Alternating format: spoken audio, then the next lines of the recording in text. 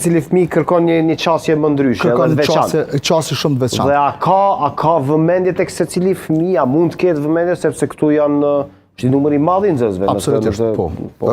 Normalisht, po tu përdor teknologjinë, tu përdor inteligjencën artificiale, edhe tu përdor një raport të ulët të nxënës mësimdhënës, dhe më thonë pak nxënës për mësimdhënës, na kemi arrit me ndërtu një mësim personalizuar, ku secili fëmijë ka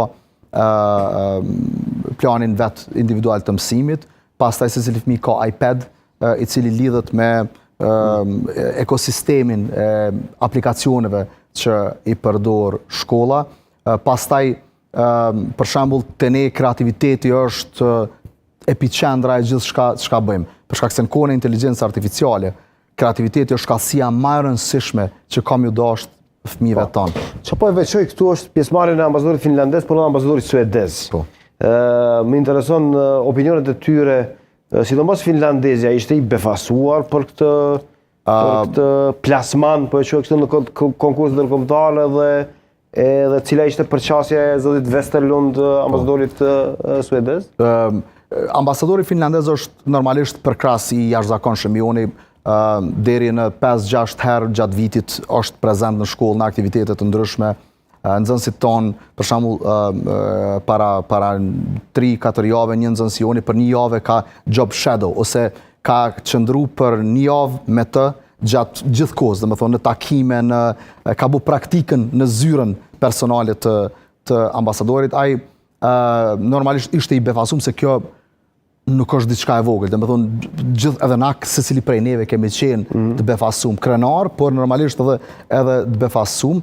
Po ambasadori suedez anën tjetër është një përkrahës i jashtëzakonshëm. Ai kur ka ardhur herën e parë në shkollë dhe mas vizitës në shkollë ka thonë, unë jam ambasador i karrierës, fëmijët i kam shkolluar në 6 shkolla të ndryshme gjithandej nëpër botë, në çdo vend ku kam shkoj vizitoj shkolla, flas nëpër shkolla, nëpër universitete, kur në jetë nuk kam pa nxënës si tek ju, kur në jetë nuk kam marrë pyetje më interesante prej nxënësve kaq të ri, edhe sot e tha ato në fjalim.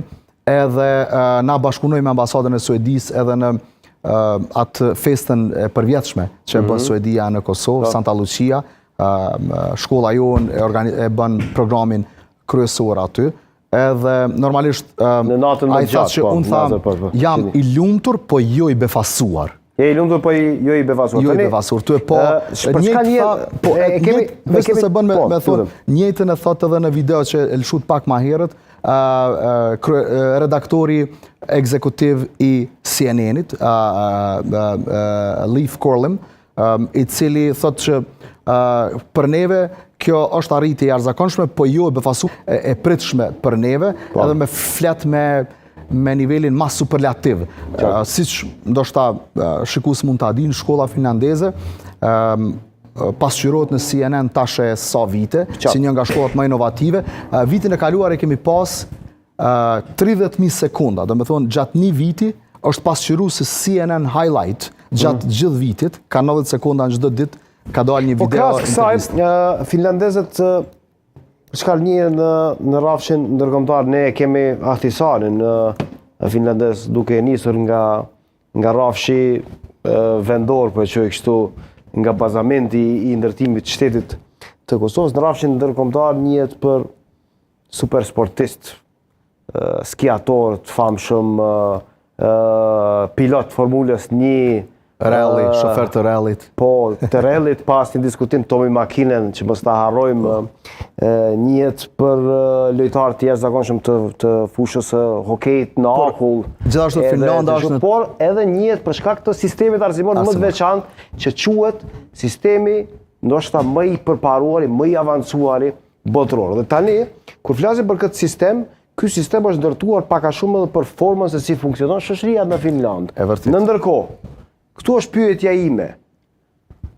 A janë kosovarët si finlandezët që ta kapërdijnë këtë lloj sistemi, apo është ky sistem kaq funksional sa mund të adaptohet tek secila forme kulturës të një populli me një farë forme? E keni analizuar këtë? Po, absolutisht. Sistemi finlandez është shumë i ndërlidhur me shoqërinë finlandeze.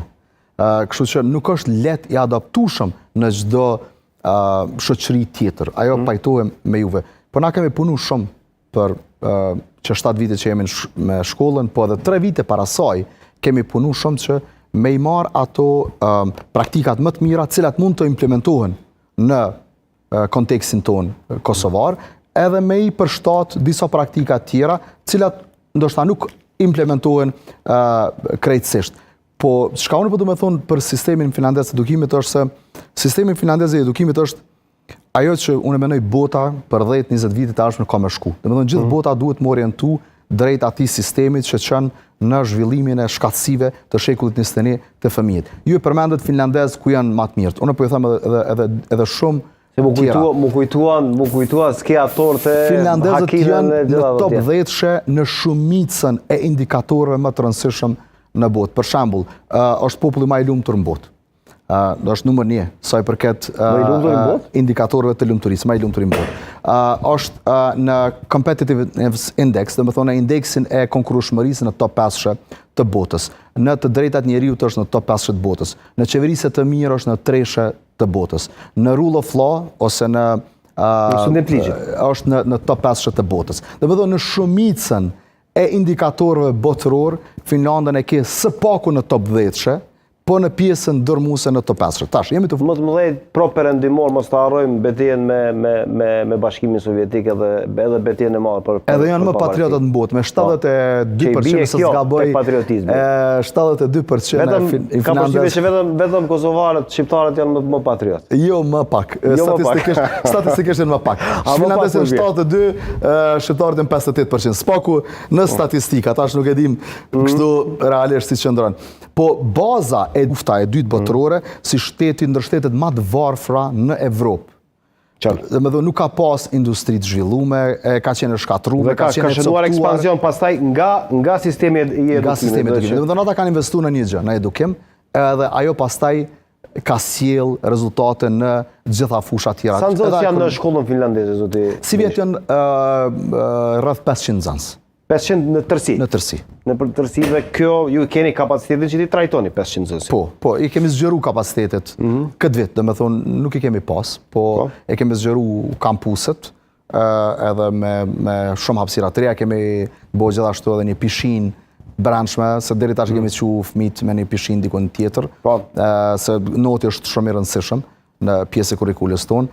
Pastaj, janë për shembull disa lanë arti dhe pundorja, handicraft. Ne i bëjmë 3 orë në javë. Një për shkolla që kemi mas shumë të orë në art dhe pundore.